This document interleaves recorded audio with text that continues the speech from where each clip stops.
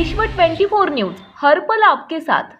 तर असा आगळा वेगळा कार्यक्रम तुम्ही नियोजित करत असता आणि आम्हाला सगळ्यांना बोलवता आणि नेहमी हा राजकीय कार्यक्रम जरी असला त्याला एक सामाजिक वळण नेहमी येत असतं, कारण का त्या चौकटीच्या बाहेर जाऊन तुम्ही असे कार्यक्रम घेत असता.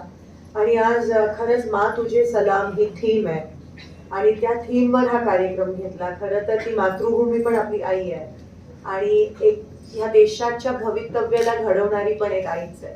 तुमच्या मुलांना तुम्ही या देशासाठी तयार करताय, तुमची मुलं ह्या देशासाठी नाव कमावताय आणि ह्याच्या व्यतिरिक्त देश घडवणं म्हणजे काय असतं हेच तर आहे. जेव्हा आपण देशाचं भवितव्य म्हणतो तेव्हा येणारी पिढी ही देशाला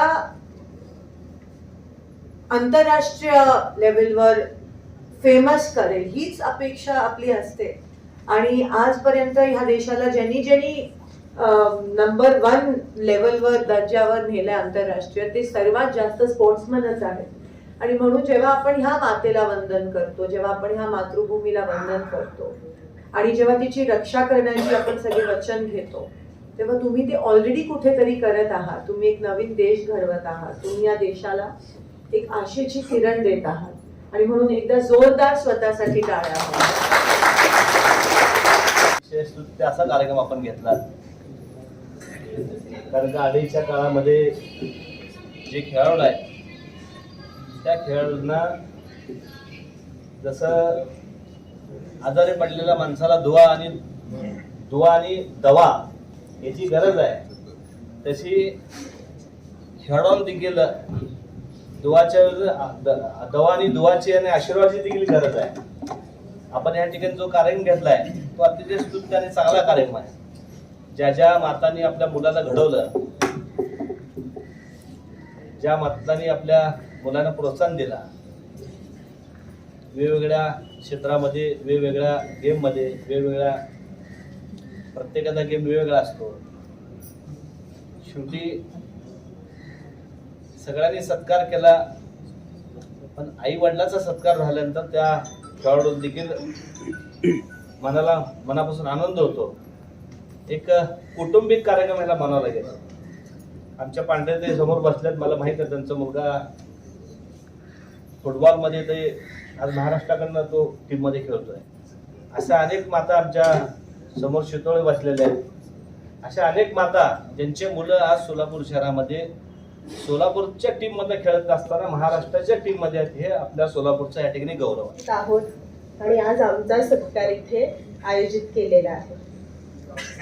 वेळ कमी असतो, 2 मिनिटात अगदी सारं काही सांगायचं असतं आणि 2 मिनिटाच्या या आपल्या शब्दांमध्ये सगळ्या भावना गुंफणं म्हणजे ही फार मोठी कसरत असते.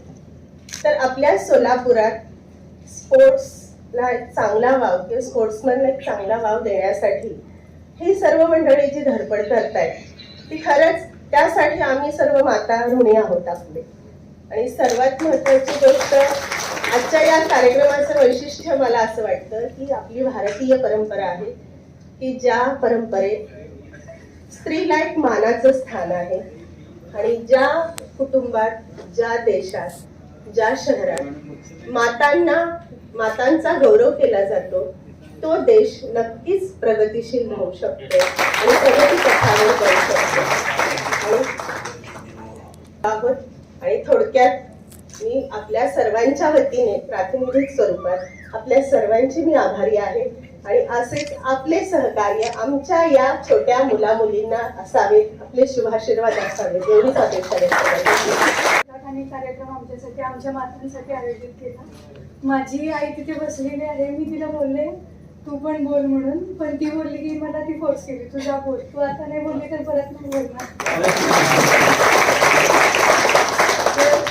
मी तिला ज्या दिवशी सांगितलं की मम्मी असं असं आपल्याला सोमवारी जायचं आहे तर ती बोलली की खरं का? मी म्हणलो हो खरं. तर तिला विश्वास नाही बसला. ती म्हणली नाही दरवेळेस तुझं असतं, माझं कसं आहे. मग मी म्हटलं नाही अगं यावेळेस तुझं सत्कार आहे, तुला बोलवलंय त्यांनी. सरांनी आम्हाला सांगितलं. मग मम्मीला पण बोलायचं होतं पण तिचे शब्द मी सांगते की इथून पुढे पण तुम्ही जर असंच आयोजन करत राहिला तर नक्कीच आमच्या हॉकी खेळाडूतलाही एक खेळाडू ऑलिम्पिकमध्ये जाईल. तुमचे मी आभार मानतो की तुम्ही हा कार्यक्रम आयोजित केला. दरवर्षी आम्ही क्रीडा दिन साजरा करतो आणि आज हे 5वं वर्ष आहे की आम्ही सलग ह्या ठिकाणी क्रीडा क्षेत्रातील सर्व खेळाडूंना या ठिकाणी सन्मानित करण्याचा आमच्या माध्यमातून तो प्रयत्न करतोय. आम्ही गेल्या वर्षी वेकअप महाराष्ट्र म्हणून युवक काँग्रेसच्या अंतर्गत या ठिकाणी खेळाडूंच्या सर्व समस्या आपल्या माध्यमातून जाणून घेतल्या होत्या आणि सांगायस मला आनंद आहे की आपण त्या समस्या ज्या जाणून घेतल्या त्यातल्या जवळजवळ 50% समस्या ह्या तुम्ही सोडवण्याचा या ठिकाणी प्रयत्न करत आहात. त्यामध्ये प्रामुख्याने म्हणजे आपण हॉस्टेलची मागणी केली होती. त्या हॉस्टेलच्या मागणीसाठी आपण प्रयत्न करतात. त्याकरता आपण 4 ते 5 आपण मीटिंग सुद्धा घेतली होती आणि आपल्या माध्यमातून काही तलवारबाजी खेळाडूंनी या ठिकाणी त्यांना अत्याधुनिक मशीन सुद्धा मागवल्या होत्या आणि त्याचा सुद्धा पाठपुरावा त्यांनी आपण प्रणित तुमच्या माध्यमातून केलाय.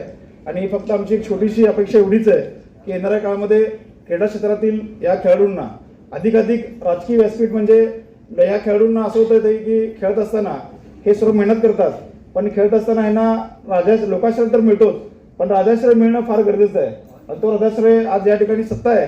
गेल्या 2 वर्षाखाली आपण कार्यक्रम घेत असताना आपली सत्ता नव्हती परंतु आज सत्ता असल्यामुळे या लोकांची अपेक्षा ही तुमच्याकडून खास करून जास्त आहे कारण की ह्या सोलापूर शहरामध्ये सर्वात अधिक काम करणारा आमदार म्हणून कोण ओळखलं जातं ते आपलं नाव आदरणीय या ठिकाणी घेतलं जातं. त्यामुळे निश्चितपणे आपल्याकडून या अपेक्षा या ठिकाणी जास्त आहेत. अधिक मी जास्त काही राज्यातील महत्त्वाच्या आणि आपल्या भागातील ताज्या बातम्या पाहण्यासाठी आजच आमच्या विश्व 24 न्यूज चॅनलला यूट्यूबवर सबस्क्राईब करा आणि बेल आयकॉन प्रेस करा.